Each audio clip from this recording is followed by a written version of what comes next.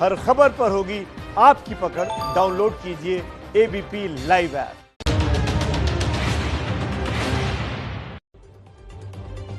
नमस्कार, ABP news पर हाजिर हूं मैं रुमाना इसार खान। 2 दिन पहले जम्मू कश्मीर की पूर्व मुख्यमंत्री महबूबा मुफ्ती की नजरबंदी से रिहाई हुई। अच्छा, रिहा होते ही सबसे पहले महबूबा ने अनुच्छेद 370 के खिलाफ लोगों को भड़काया, संसद के बनाए कानून को डकैती, बेइज्जती करार दिया। उसके बाद कल महबूबा ने अपने सबसे बड़े विरोधियों फारूक अब्दुल्ला, उमर अब्दुल्ला से मुलाकात की। आज 370 हटने के खिलाफ लामबंदी जारी है। फारूक अब्दुल्ला के घर पर इस वक्त जम्मू कश्मीर के 5 राजनीतिक दलों की जो सदस्य हैं वो एक साथ आए हैं, बैठक कर रहे हैं। इसी को गुपकार घोषणा का नाम दिया गया है। ये वैसी बैठक है जो पिछले साल 4 अगस्त को हुई थी, जिसके अगले ही दिन संसद में अनुच्छेद 370 को हटाने वाला बिल पेश किया गया। 370 हटने के बाद जम्मू कश्मीर में पहले के मुकाबले शांति आई है, लेकिन जब से फारूक अब्दुल्ला और महबूबा मुफ्ती नजरबंदी से बाहर आए, अचानक कश्मीर में अशांति लाने की कोशिशें तेज हो गई हैं।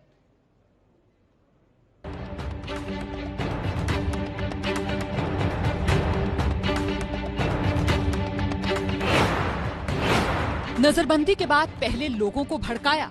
5 अगस्त 2019 के काले दिन का काला फैसला हर पल मेरे दिल और रूह पे वार करता रहा। मैं से कोई भी शख्स उस दिन की डाकाजनी और बेइज्जती को कतई भूल नहीं सकता।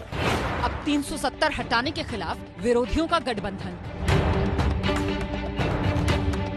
Again, they are discussing to meet again how to restore Article 370, how to restore the democratic rights of the people of Jammu and Kashmir.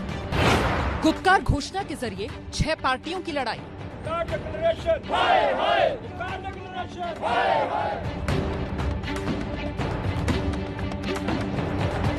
370 हटाने से पहले कश्मीर के लोगों को एतमाद में और कॉन्फिडेंस में लेना चाहिए था, जो नहीं लिया गया, बल्कि इन तमाम नेताओं को जो वहां के मुख्यमंत्री रहे जेल में डाल दिया गया। आज अगर वो निकली हैं 1 साल के बाद और ये मिलने गए हैं, तो मुझे इसमें कोई हर्ज नजर नहीं आता है। 370 हटने से पस्त तो बने पाकिस्तान चीन परस्त। महबूबा मुफ्ती और अब्दुल्ला परिवारों की राजनीति अब अंतिम सांस गिन रही है और मरणासन्न राजनीति को संजीवनी देने के लिए यह छद्म भावना को पैदा करने की कोशिश कर रहे हैं। कश्मीर में अमन चैन तो 370 प्रेमी गैंग बेचैन। और अब आपके सामने वो 5 सवाल रख देते हैं जिसके इर्द गिर्द आज हम इस चर्चा को करेंगे।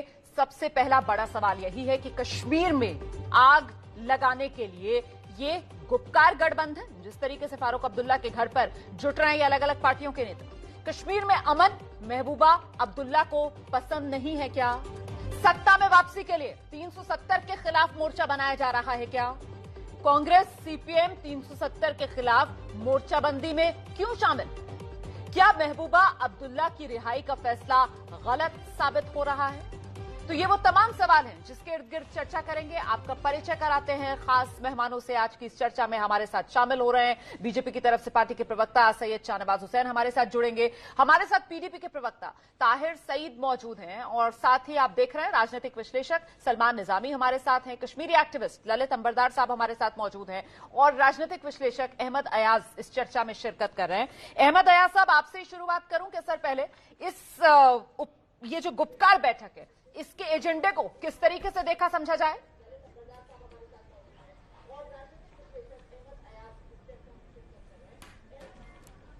सियासत में हर बार ये देखा गया कि जो लोग अपोजिशन में रहते हैं या कभी कभी हुकूमत में भी, वो एक दूसरे को फॉल्ट, एक दूसरे की कारकर्दगी में फॉल्ट देखने की कोशिश कर रहे हैं। और ये जो 370 एब्रोगेट किया गया, से ये एब्रोगेट किया गया, ये तो वो कश्मीर में सियासी पार्टियों के लिए एक फोल्डर और एक बहुत ही बेहतरीन मटेरियल फराहम किया गया कि इसको पॉलिटिकल पार्टीज इसको एक्सप्लॉइट करें और इसको इस्तेमाल करें।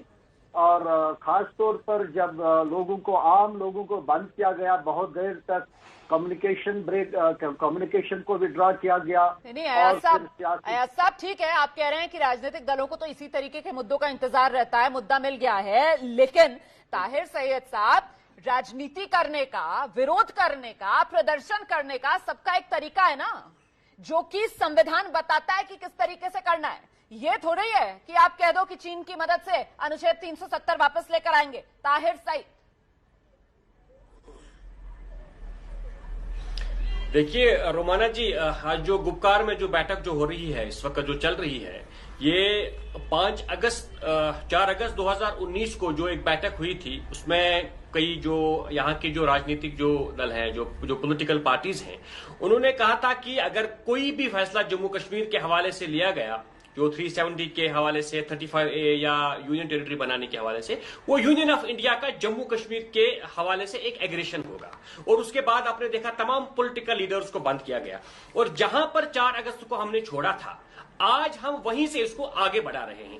आप कह रही हैं कि प्रदर्शन करने का एक तरीका होता है। देखिए, मुझे आप ये बताइए, हम कौन सा अनकॉन्स्टिट्यूशनल या हम कौन सा ऐसी कोई बात कर रहे हैं, या ऐसा कोई तरीका इख्तियार कर रहे हैं जो देश विरोधी है, जैसा कि सुबह से मैं टीवी कह रही हूँ कि आप लोग समझना ही नहीं चाहते हैं, आप लोग समझना ही नहीं चाहते हैं ना सर। आपको इसमें कुछ गलत ही नहीं लगता कि अगर नेता ये बयान दे कि चीन की मदद से 370 दोबारा बहाल कराएंगे, अब इसमें अगर आपको कुछ देशद्रोही वाली बात नजर नहीं आती है सर, तो ये मेरी गलती तो नहीं है ना, ये मेरे नजरिए की गलती है। इस पर आपसे ही सवाल पूछा जाएगा सर, और आपसे इसलिए भी सवाल पूछा जाएगा सर क्योंकि इस वक्त उन्हीं उमर अब्दुल्ला, फारूक अब्दुल्ला के साथ ही बैठी हुई है ना आपकी पार्टी की नेता, तो ये कहकर पल्ला मत झाड़िए कि मैं इस पर क्या जवाब दूंगी। देखिए, प्रॉब्लम सब मिले हुए हैं सर, सब मिले हुए हैं, आप लोग सब एक साथ बैठे हुए हैं। अब ये गेम मत बेसिक कर यहाँ पर खेलिए कि साहब ये अब्दुल्ला ने कहा था, इसका मुफ्ती से क्या मतलब है। जिस किसी को भी है रोमाना जी, प्रॉब्लम जिस किसी को भी है, उसको जम्मू कश्मीर के लोगों की यूनिटी के साथ प्रॉब्लम है, क्योंकि ये यूनिटी देखना नहीं चाहते थे। इससे पहले ही कोशिश की गई कि किस तरह से जम्मू कश्मीर के लोगों को तकसीम किया जाए। पहले जम्मू वर्सेस कश्मीर बनाया गया, उसके बाद रीजन, उसके बाद सब रीजन। मैं डिफर करती हूँ आपकी इस बात से। मुझे लगता है आना चाहिए यहाँ पर सैयद शाहनवाज हुसैन को। ये जम्मू कश्मीर के लोगों की यूनिटी का मामला है, या फिर ये जम्मू कश्मीर के जो सत्ताधारी सर एक मिनट, सैयद शाहनवाज हुसैन साहब, ये जम्मू कश्मीर के लोगों की यूनिटी का मामला है, या फिर जम्मू कश्मीर के जो सियासी दल हैं, ये उनकी जद्दोजहद ज्यादा नजर आती है किसी तरीके से अपनी राजनीतिक जमीन हासिल करने की? देखिए, जम्मू कश्मीर में धारा 370 हटाने के बाद देश से यूनिटी हुई है। जो एक बीच में दीवार थी, एक लाइन खड़ी थी, धारा 370 की हटने के बाद वहां की आवाम खुश है। ये लोग जो आज बैठक कर रहे हैं वो इसलिए कर रहे हैं कि आवाम इतनी खुश क्यों है, इनको ये देखा नहीं जा रहा, क्योंकि वहां पर अब काम हो रहा है, डेवलपमेंट हो रहा है। वहां पर केंद्र की जितनी योजना है वो लागू हो रही है। वहां गरीबों को वो सब योजना जो 6000 चाहे किसान को मिल रहा हो, या पक्के घर का इंतजाम किया जा रहा हो, या 890 जो केंद्रीय कानून है जो जम्मू कश्मीर में अब लागू हो रहे हैं, 164 जो राज्य का कानून था वो निरस्त करके जो भेदभाव वाला था वो खत्म हम लोगों ने किया। 138 से राज्य कानून में संशोधित किए गए। नौकरियों में जम्मू कश्मीर तबकों को सबको प्रतिनिधित्व दिया जा रहा है। तो आज दिक्कत यह है कि जम्मू कश्मीर में जो लोग, अब हम क्या कह रहे थे रोमाना जी, आपको याद होगा कि अगर 35A को हाथ लगाया तो पूरा हाथ जल जाएगा। नहीं, कोई झंडा उठाने वाला नहीं होगा, तो क्या कोई तिरंगा उठाने वाला नहीं होगा। इस तरीके के बड़बोले बयान सामने निकल कर आए थे, और दरअसल में ये चर्चा इसीलिए कर रही हूँ क्योंकि अभी भी ढर्रा बदलने को तैयार नहीं है ये नेता। मुझे लगता है सलमान निजामी से एक रिएक्शन लेते हैं, उसके बाद ललित जी मैं आपके पास आऊंगी। ठीक है सलमान निजामी, प्लीज आइए आप। तो गुपकार बैठक का एजेंडा क्या माना जाए? भारत विरोधी साफ नजर आ रहा है ना एजेंडा। की खुशी इनको देखी नहीं जा रही है। देखिए शाहनवाज भाई ने अभी जो बात की कि वहां के लोग खुश हैं, मुझे बताइए, मैं जम्मू कश्मीर से हूं, मैं कहता हूं मैं खुश नहीं हूं। मेरे जम्मू कश्मीर में चाइना जो है अभी तक कब्जा बनाए बैठा हुआ है। हमारे सैनिक शहीद हो रहे हैं, कश्मीर में हर रोज आतंकवादी हमले हो रहे हैं, सैनिक मारे जा रहे हैं, लोग मारे जा रहे हैं। कौन खुश है? आपने कहा हम 1 लाख नौकरियां देंगे, आज 1 नौकरी भी नहीं है। 370 हटने के बाद 14 महीने में क्या बदला? न तरक्की हुई, न नौकरियां मिली, न आतंकवाद खत्म हुआ। अब चाइना घुस गया अंदर, तो क्या बदलाव हुआ है? गुपकार डिक्लेरेशन को आप पाकिस्तानी कुछ भी बोलिए, लेकिन हकीकत ये है कि 14 महीने में क्या बदला? सलमान निजामी, हकीकत ये भी है कि आप कश्मीर से जरूर हैं, लेकिन आप कश्मीर नहीं हैं। हकीकत ये भी है सर, हकीकत वो भी है जो आंकड़े शाहनवाज हुसैन गिना रहे हैं। हकीकत के आंकड़े मेरे हाथ में भी है सर, जो ये बताते हैं कि आतंकी घटनाओं में 2019 के मुकाबले 2020 में कमी आई है। हकीकत ये भी है। अब ये नजरिया हो सकता है सर चीजों को देखने का।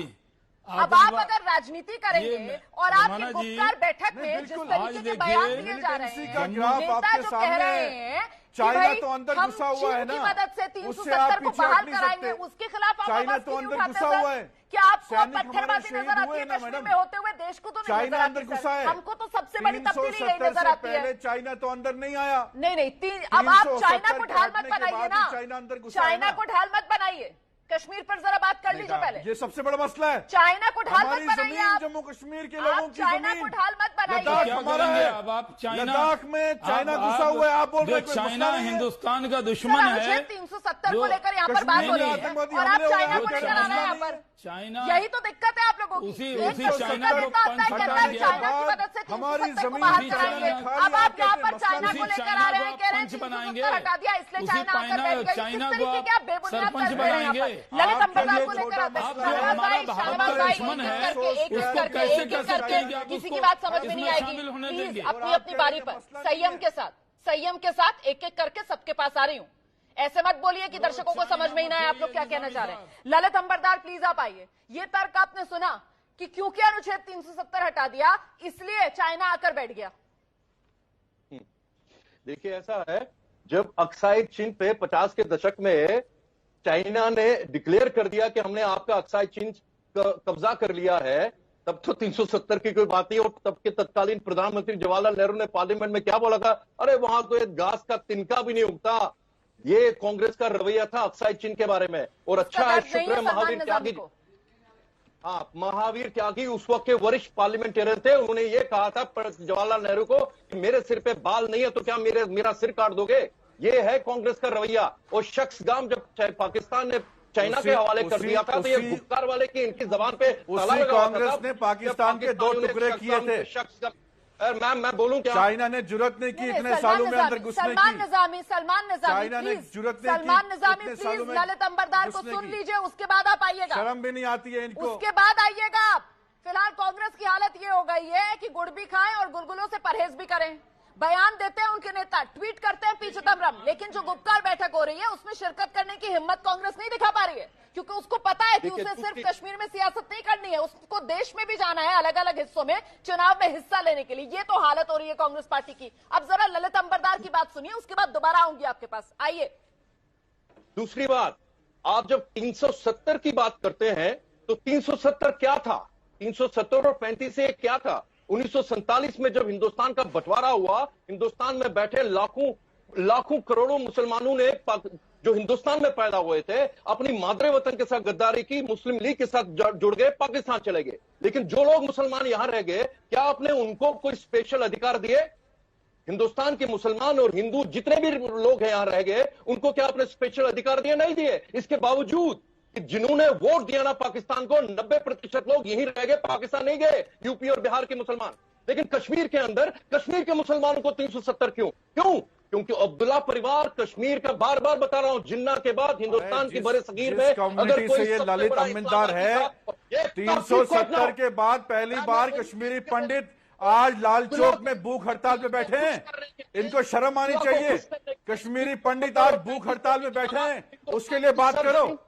पाकिस्तान बना के दिया। पंडित जो है ये ललित अंबरदार हटाने के विरोध में नहीं बैठे हैं, 370 हटाने के विरोध में वो नहीं बैठे हैं। आप गुमराह मत कीजिए दर्शक को। कश्मीरी पंडित अनुच्छेद 370 हटने के विरोध में नहीं बैठे हुए हैं सर। प्रदर्शन उसके विरोध में वो नहीं कर रहे, उनके अपने मसले हैं, उनके अपने मसले हैं सर। और उनके मसले आज के नहीं है, उनके मसले जो है वो 90 के दशक से चले आ रहे हैं। सलमान निजामी, इतिहास आपको भी पता है, इतिहास आपको भी पता है। मैं जरा सा अहमद अयाज के पास आना चाहूंगी। अहमद अयाज साहब, अभी तक जो तस्वीर उभर रही है वो यही उभर रही है कि किसी तरीके से अनुच्छेद 370 को वापस लाने के मुद्दे को गरमाना है। इसके लिए पाकिस्तान, चीन परस्त सब बन जाएंगे कश्मीर के ये नेता। देखिए, वो मसला नहीं है कि अगर मुझे लगता है कि आप फारूक अब्दुल्ला के बयान को रेफर कर रहे हो, अगर इसमें भी आ जाएगा वो जो गुप्कार डिक्लेरेशन है, हो सकता है 370 की बात तो सबसे ज्यादा उसमें है। लेकिन मुझे लगता है कि जहां तक ये अंदरूनी मामला है, अंदरूनी बात करने का मामला है या फारूक अब्दुल्ला का बयान का मामला है, वो शायद इतना सीरियस इशू नहीं है जितना कि ये सीरियस इशू नहीं है कि अभी चाइना देश विरोधी इशू है। वो सीरियस इशू आपको नहीं लगता है? हिंदुस्तान के मसले में वो कहते हैं हम चीन के जोर पर अनुच्छेद 370 को बहाल कर लेंगे। आपको सीरियस इशू नहीं लगता है? सर, आप लोगों की प्रायोरिटीज जो है, सर आप लोगों की प्रायोरिटीज पे मुझे तरस आता है। आप लोगों की प्राथमिकताएं क्या है सर? वहाँ के जमीन पर कब्जा किया है। एक सेकेंड अहमद अयाज साहब, प्लीज अहमद अयाज साहब, तो वन वे नहीं है यहाँ पर बात, हाईवे वाला सिलसिला नहीं चल रहा है यहाँ पर। सुनना पड़ेगा आपको दूसरों को भी। आप आराम से कह देंगे कि आप सीरियसली मत लीजिए फारूक अब्दुल्ला के बयान को। फारूक अब्दुल्ला कहते हैं चीन की मदद से 370 को बहाल कराएंगे। सर, आपको सीरियस ना लगे, देश को तो बड़ा सीरियस ये मसला लगेगा। ललित अंबरदार जवाब देना चाह रहे हैं। आइए ललित जी, ललित जी को सुनिए। रुमाना जी, मुझे लग रहा है उसे सीरियस ये बात है कि चाइना ने लद्दाख में एडवांसमेंट की है और 370 एब्रोगेट करने के बाद हालात में कोई सुधार नहीं आया जो क्लेम किया गया था। आप लोग खुद ही यहाँ पर बार बार चीन को लेकर आते हैं और कहते हैं कि देखो जी चीन हमारी जमीन पर बैठा हुआ है, और फिर उसी चीन के जोर पर आप जब फुदकते हैं सर तो सवाल पूछा जाएगा। उसी चीन के जोर पर जब आप कहते हैं कि भारत को दिखाएंगे अनुच्छेद 370 बहाल करके, तो फिर सवाल पूछा जाएगा कि आप लोगों से बड़ा देशद्रोही और किसे कहा जाएगा? आप लोगों से बड़ा आस्तीन का सांप और कौन कहलाएगा? अहमद अयाज, आस्तीन के सांप। ललित अंबरदार का जवाब सुनिए। आवाज सर, मुझे आपकी आवाज कम करानी पड़ेगी अहमद अयाज साहब, अच्छा नहीं लगता है सर। ललित अंबरदार को सुनिए, फिर आपके पास आऊंगी। आइए ललित जी। हकीकत ये है आईएसआई ने, पाकिस्तान ने अपना कश्मीर एजेंडा पार्टली चाइना के सुपुर्द कर दिया है। जो हैदरपुरा से हुर्रियत वाले कर रहे थे, अब वो गुप्कार रोड से कश्मीर का मेन स्ट्रीम करेगा। और मैं बार बार बोल चुका हूं, आपके चैनल पे बोल चुका हूं, कश्मीर का मेन स्ट्रीम उन पृथकतावादियों से, उन इस्लामवादियों से ज्यादा डेंजरस है जो खुलेआम आपके चैनल पे बोलते हैं कि हम पाकिस्तान का गुण गाते हैं, पाकिस्तान से रिश्ता क्या ला ये लला। ये जो डेंजरस लोग हैं ना, दिल्ली में एक भाषा बोलते हैं, जम्मू में कुछ बोलते थे, लद्दाख में कुछ बोलते थे, लेकिन कश्मीर के अंदर इनकी जो राजनीति है जिन्ना की 2 नेशन थ्योरी पे आधारित है कि यहाँ क्या चलेगा निजाम मुस्तफा। जब फारूक अब्दुल्ला कहता है कि यहाँ पे मेरे बच्चे टूरिज्म के लिए नहीं मर रहे, नौकरी के लिए नहीं मर रहे, वो कौम के लिए मर रहे, उसका क्या मतलब है? क्या हिंदुस्तान की सेकुलर कॉन्स्टिट्यूशन के अंदर इस्लामिक रिपब्लिक बनेगा? लद्दाख में नहीं आया। मुझे आवाज समझ में नहीं आ रही है। आप दोनों जिस तरीके से एक दूसरे के बीच में बोल रहे हैं, नहीं समझ पा रहा है दर्शक। ललित जी, आपको भी, अहमद अयाज साहब आपको भी, मैं दोनों को रोक रही हूँ। ताहिर सैयद आइए आप। लेकिन जो पॉइंट यहाँ पर उठा रहा है ललित अंबरदार, वो बहुत महत्वपूर्ण पॉइंट हो जाता है सर, कि आप लोगों के दोहरे मापदंड, आप लोगों की दोगली नीति। दिल्ली में बैठकर कुछ और कहते हो, कश्मीर में जाकर कुछ और कहते हो। इसी ने सबसे ज्यादा कश्मीर का नुकसान किया है। आप ही की नेता का बयान था ना, ओ हो अगर छू लिया 35 को तिरंगा उठाने वाला घाटी में कोई नहीं बचेगा। सर देख रहे हैं ना हालात, जब तक आपके नेता नजरबंद थे घाटी में अमन शांति। अब आप लोग बाहर आए हैं तो रोमाना जी, आपके इस तिरंगे वाले, आपके इस तिरंगे वाले का मैं पहले जवाब दूंगा, उसके बाद शहनवाज जी ने भी कुछ बातें की, वो भी, और उसके बाद आपके पूरे सवाल का जवाब दूंगा अगर आप मुझे बात करने का मौका देंगे। आप तिरंगे की बात कर रही है, तिरंगे के साथ मेरा सम्मान है, मैं इज्जत करता हूं तिरंगे की। मुझे आप ये बताइए, 370 हटाने के बाद क्या आपको पहले उड़ीसा से और बाद में यूपी से बंदा नहीं लाना पड़ा यहां पे, जिसको यहां तिरंगा लहराना पड़ा? पहले आपको उड़ीसा से एक को लाना पड़ा, उसने 15 अगस्त पे यहाँ तिरंगा लहराया। आज आपको उत्तर प्रदेश से एकदम नहीं, मनोज सिन्हा को लाना पड़ा। मनोज सिन्हा अब तिरंगा लहरा रहा है, उत्तर प्रदेश का है, कश्मीर का नहीं है। रोकिए, ये आपको अब बाहर से लोग लाने पड़ रहे हैं तिरंगा लहराने के लिए। हमने जो कहा, ताहिर सैयद साहब, वही दिक्कत है ना सर। आप लोग इतना सिलेक्टिव है देखने में के लिए भी। आपको उड़ीसा का बंदा दिख गया सर झंडा फहराता हुआ, आपको अनंतनाग की महिला नहीं दिखी सर? आपने अनंतनाग की महिला को देखा या नहीं देखा झंडा फहराते हुए? में तिरंगा फहराते हुए बेटा मैं है। यही जानना चाह रही हूँ। आप मुझे तिरंगा आप फहराने कश्मीर का को- अधिकार सर अनंतनाग की महिला देखी या नहीं देखी? मुफ्ती सईद गिरी मंत्री थे जो ड्राफ्ट दिया और गया पूरे था ना देश पढ़ने में के लिए, झंडा फहरा बेचारी को तो रहे वो थे। पढ़ना भी नहीं आया। मैं उसमें उतने ज्यादा लेवल पे, छोटे लेवल पर नहीं आना चाहूंगा। अच्छा, मैं उतने अच्छा, छोटे लेवल अच्छा। पर नहीं आना चाहूंगा। शाहनवाज जी ने कहा यार जम्मू कश्मीर के लोग आप खुश लोगों हैं। के साथ शाहनवाज जी दिक्कत ये है सर कि जो घाटी में आवाज बुलंद करे, आप लोगों से इतर जाए, उसे आप एजेंट करार दे देते हो। यही करते हो ना आप लोग, उसे एजेंट करार कर देते हो आप लोग। उसको आप लोग कहते हो कि ये दिल्ली की भेजी बिरयानियां खा रहा है। यही करते हो आप लोग। आप लोगों से अगर किसी की राजनीति मेल न खाए तो वो एजेंट हो गया दिल्ली का। आपने आप सवाल लोग भले ही पूछा, चीन और मैंने आपको पाकिस्तान जवाब के दिया एजेंट तो बन जाओ। आपको थोड़ा कड़वा लगा होगा, मुझे पता है। सर चुप तो आपको मुझे रहे मेरे सवाल। हम पाकिस्तान के एजेंट नहीं है, जम्मू कश्मीर के लोगों के एजेंट की बात करके कश्मीरियों को मत मरवाइए। रुमाना जी एजेंट की बात करके कश्मीरियों को मत मरवाइए। जहां तक मैं शाहनवाज जी, आपको मालूम है, शाहनवाज जी क्या आपको मालूम है कि 370 हटाने के बाद जम्मू कश्मीर के लोगों को इकोनॉमिकली डिसएम्पावर किया गया। अपने आप को मुसलमान नेता कहने वाले शाहनवाज जी, क्या आपको मालूम है जम्मू कश्मीर के लोगों को सिर्फ इसलिए टारगेट किया गया क्योंकि जम्मू कश्मीर एक मुस्लिम मेजॉरिटी स्टेट है? क्या आपको ये मालूम है? क्या आपको मालूम है जम्मू कश्मीर के मुसलमानों को इकोनॉमिकली कितना डिसएम्पावर किया गया? क्या आप जानते हैं? रमाना जी मैं जवाब आप नहीं जानते हैं क्योंकि आपको जम्मू कश्मीर के मुसलमानों के लिए आपके लिए कोई मोहब्बत नहीं है। ताहिर सैयद साहब आपने आरोप लगा लिए, अब जवाब सुन लीजिए। अरे भाई हमें हिंदुस्तान से मोहब्बत है। हिंदुस्तान जनाब ताहिर सैयद साहब, हमारी मोहब्बत पूरे हिंदुस्तानियों से है। तभी तो हिंदुस्तान के मुसलमानों 30 की करोड़ हालत हिंदुस्तानी से आप क्या जाने मोहब्बत वतन से क्या होता है। मुसलमानों की हालत गाय से भी बदतर। अरे भाई आप आपके भारत के मुसलमानों के लिए भारत से अच्छा देश नहीं हो सकता। क्या हो रहा है हिंदुस्तान के अरे मुसलमानों का? मैं आपको बता, ये इनको जरा खामोश कराइए रमाना जी, रमाना जी इनको खामोश कराइए। उनसे सैयद साहब अच्छा नहीं लगता है सर, अब आपकी आवाज बंद करानी पड़ेगी मुझे। सुन लीजिए ना, अभी आपको सब सुन रहे थे, अब शाहनवाज हुसैन को सुन लीजिए, उसके बाद आऊंगी आपके पास। शाहनवाज हुसैन साहब आइए। उनकी आवाज तो बंद ही है। शाहनवाज भाई 30 सेकंड मुझे दीजिए। जी पीडीपी का मैं कह रहा हूँ ताहिर सैयद साहब इतने उतावले क्यों होते हैं? अरे ताहिर साहब इतने उतावले क्यों होते हैं? आप मेरी बात सुनिए। रमाना जी आप एबीपी न्यूज कश्मीर में अमन चैन, इसीलिए ये 370 प्रेमी गैंग बेचैन, इसी पर हम चर्चा कर रहे हैं। बिना वक्त गवाए सीधे रुक करते हैं, तमाम खास मेहमान हमारे साथ बने हुए हैं। दरअसल ये फिर से सिर्फ और सिर्फ सियासी तौर पर माहौल गरमाने की कोशिश है। शाहनवाज हुसैन क्या लग रहा है आपको? देखिए जम्मू कश्मीर की आवाम खुश है और हम लोगों ने वहां पर काम करके दिखाए हैं। ये इनका कहना कि वो झंडा फहराने वाला उड़ीसा का और यूपी से लाना पड़ा, इनको ही मैं बता दूं कि इस बार जम्मू कश्मीर की हर पंचायत में शान से भारत का तिरंगा फहरा है। और हम लोग ये मानते हैं कि जम्मू कश्मीर में चंद लोग जो इस तरह की बातें करते हैं उसको छोड़कर सब इस मुल्क से मोहब्बत करने वाले हैं और उनके अंदर बहुत खुशी। आज 2 एम्स, 8 नए मेडिकल कॉलेज, 5 नर्सिंग कॉलेज हम लोगों ने शुरू किए। 50 नए कॉलेज में 25,000 से अधिक हमने सीटें बढ़ाई हैं। प्रधानमंत्री का जो डेवलपमेंट प्रोजेक्ट है वो 2019 में जहां 7 प्रोजेक्ट जो पूरे हो पाए थे उसमें 27% पैसा खर्च हुआ था।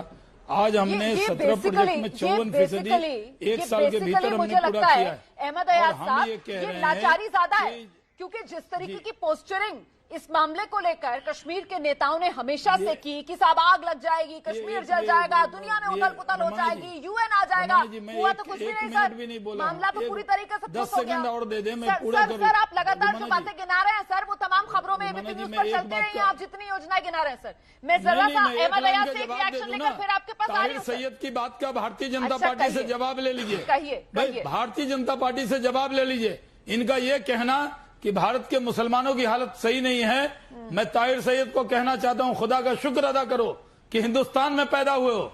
भारत के मुसलमानों के लिए भारत से अच्छा देश, हिंदू से अच्छा दोस्त और नरेंद्र मोदी से अच्छा नेता नहीं मिल सकता। आप इस तरह की बात करते हैं, पूरे दुनिया में क्या हाल है, लेकिन भारत का संविधान पूरा अधिकार देता है और आप इस तरह की बात करते हैं।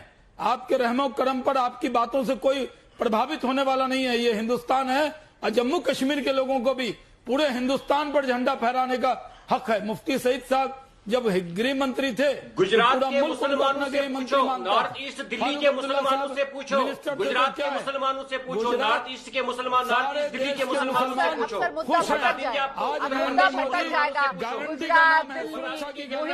कश्मीर में अनुच्छेद 370 लेकर चला रहे हैं ना, उसी पर सीमित रखते हैं। पता चलेगा ना, मुझे लगता है ठीक है साहब, ठीक है सर, आप अपनी बात रख रहे थे, उसका उन्होंने जवाब दिया। अहमद अयाज साहब जल्दी से, उसके बाद सलमान निजामी के पास आ रही हूँ और फिर ललित जी के पास आऊँ। बताइए अहमद अयाज साहब, ये लाचारी क्यों ना कहा जाए? आप लोग तो हमेशा से ही कहते रहे कि साहब आग लग जाएगी, जल उठेगा कश्मीर, अरे दुनिया उथल पुथल हो जाएगी, छू ही नहीं सकते 370 को। तो सर एक झटके में अनुच्छेद 370 खत्म, और अब आप लोगों की ये लाचारी या खिसियाहट। एक बात जरूर है कि 370 के साथ लोगों के जज्बात जुड़े हुए हैं, उसमें कोई शक नहीं है। अलबत्ता ये कहना कि हालात नहीं बदले, मैं यही कहूंगा जरूर कि जब 370 एब्रोगेट किया गया तो उसके बाद भी हालात कोई बदले नहीं। अलबत्ता हालात खराबी हो गए, कोई नॉर्मलाइजेशन नहीं आई। जैसे क्लेम किया गया कि हालात ठीक हो जाएंगे, मिलिटेंसी खत्म हो जाएगी, करप्शन खत्म हो जाएगा, डेवलपमेंट हो जाएगी, ऐसी कोई बात दिखती नहीं है। लिहाजा ये ऐसी बात है, अगर महबूबा मुफ्ती ने उस वक्त कहा कि कोई झंडा वाला, उसको गलत साबित कर रहे हो कि झंडा उठाने वाला कोई नहीं है, तो ये भी गलत साबित हो रहा है कि कोई हालात बदले नहीं, कोई अच्छाई हुई नहीं, कोई ठीक ठाक हालात हुए नहीं। कल परसों भी हम देख रहे हैं कि श्रीनगर में भी अब तो चलिए बढ़िया, कम से कम आप खुद ये बात कह रहे हैं कि इतना एक्सट्रीम बयान देने की जरूरत नहीं है, इस तरीके से एक्सट्रीम कुछ हालात नहीं है। फिर अगर एक्सट्रीम इतने कुछ हालात नहीं है सर, तो फिर क्या जरूरत है फारूक अब्दुल्ला को? हिंदुस्तान का दुश्मन चीन, उसकी मदद से 370 को बहाल कराने को लेकर इस तरीके का बयान देने की, सर यही तो मैं कह रही हूँ। और बावजूद इस तरीके के बयान के सलमान निजामी, कांग्रेस पार्टी जो है वो भी पहुंचने की पूरी तैयारी में थी इस गुप्कार बैठक के। आखिरी वक्त में किसने अकल दे दी कि ना जाएं इस बैठक में? सलमान निजामी। देखिए, सबसे बड़ी बात यह है कि आपको डर इस गुप्कार डिक्लेरेशन का क्यों इतना है? आप चाहते क्या है? आप चाहते हैं कि जो सेपरेटिस्ट हैं वो कश्मीर को संभालें, जो मेन स्ट्रीम लीडर्स हैं आप उनको जेलों में भर देंगे, जो हिंदुस्तान के लिए जिन्होंने शहादत दी, हजारों ऐसे कार्यकर्ता हैं पीडीपी, कांग्रेस, एनसी के जिन्होंने इस देश के लिए कुर्बानियां दी। आप चाहते क्या है कि कश्मीर में रहे कौन हिंदुस्तानी? चाइना अंदर आ रहा है, पाकिस्तान अंदर आ रहा है, तो चाहते क्या है आप मुझे बताइए। आप मेन स्ट्रीम लीडर जो हैं आपस में बात भी ना करें, आप चाहते क्या है? मेरा आपसे सवाल ये है। लेकिन सलमान निजामी, आप जिन मेन स्ट्रीम लीडर्स की दुहाई दे रहे हैं, आप जिन मेन स्ट्रीम लीडर्स को नजरबंदी को आंसू बहा रहे हैं सर, वही मेन स्ट्रीम लीडर्स को 370 को बहाल करने के लिए चाइना को लाने की बात कर रहे हैं, उसकी मदद की बात कर रहे हैं। यही बात तो ललित अंबरदार पहले कह रहे थे, यही बात तो ललित अंबरदार पहले कह रहे थे कि ये मेन स्ट्रीम वाले जो नेता हैं यही सबसे बड़े कश्मीर के दुश्मन है। आपने चाइना का मौका दिया, आपने पाकिस्तान को मौका दिया, चाइना और पाकिस्तान को आपने मौका दिया। आपका जो कांग्रेस पार्टी का चाइना से एग्रीमेंट है, क्या ये भी है क्या? मेमोरेंडम और अंडरस्टैंडिंग में ये भी शामिल है क्या कि जम्मू कश्मीर के मामले में चाइना आएगा? ये आपका एजेंडा है क्या निजामी साहब? अब वो सबको पता है, 9 बार चाइना कौन गया झूले में, किसने चाइना के अब आप लोग फिर से मुद्दे को डिरेल कर रहे हैं, फिर से मुद्दे को डिरेल कर रहे हैं सर। समय सीमित होता है बहस का, जिस मुद्दे पर बहस करने के लिए आए हैं उसी पर बहस कीजिए। मैं आप दोनों को रोकूंगी, मुझे दोनों की आवाज कम करानी पड़ेगी। ललित अंबरदार जी, जो बात आप कह रहे थे सर कि मेन स्ट्रीम वालों ने ही सबसे ज्यादा कश्मीर को नुकसान पहुंचाया, यहाँ पर बैठकर आंसू बहाते हैं सलमान निजामी, मेन स्ट्रीम के नेताओं को नजरबंद क्यों कर दिया? ये कैसे नजरअंदाज करेंगे इस बात को? यही मेन स्ट्रीम नेता कहते हैं चीन की मदद से, मतलब चीन के जोर पर 370 बहाल कराएंगे सर। रोमाना जी, दो पॉइंट है मेरे। एक, ये जो अपने आप को मेन स्ट्रीम पार्टी बोलती है ना, सबसे पहले लेते हैं हम पीडीपी का जो पार्टी एजेंडा कॉन्स्टिट्यूशन है उसका बोलते हैं सेल्फ रूल में सबसे ऊपर इनका जो एजेंडा है ना, वो joint control of mechanism of control over Kashmir, Jammu Kashmir के ऊपर जॉइंट मैकेनिज्म ऑफ एडमिनिस्ट्रेशन का पाकिस्तान और हिंदुस्तान के साथ होगा। ये इनका है। क्यों? क्योंकि पाकिस्तान से रिश्ता क्या लाई लगा। आप समझिए इसका मतलब क्या है? 370 हटाने से पहले जो जम्मू कश्मीर के सेक्रेटेरिएट के ऊपर जम्मू कश्मीर का झंडा था और भारत का झंडा था, वहां पे पाकिस्तान का भी झंडा चढ़ना था। ये पीडीपी का ऑफिशियल डॉक्यूमेंट है, सेल्फ रूल पढ़िए। दूसरा, नेशनल जो है ग्रेटर ऑटोनॉमी, मैंने नहीं रोका, let me speak. Greater economy का क्या मतलब है? लखन पूरी दुनिया के सामने एक्सपोज होती है।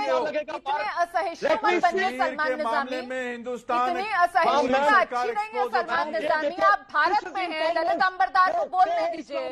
आइए ललित अंबरदार जी। कश्मीर का ये इस्लामाबाद है कश्मीर का, क्योंकि इन्होंने 700 साल पहले इस्लाम आया कश्मीर के अंदर। 5000 साल पुरानी विरासत जो हिंदुओं की थी वहां पे, उसको तहस नहस कर दिया 30 साल में। और एक सबकी जबान पे ताला लगा हुआ है।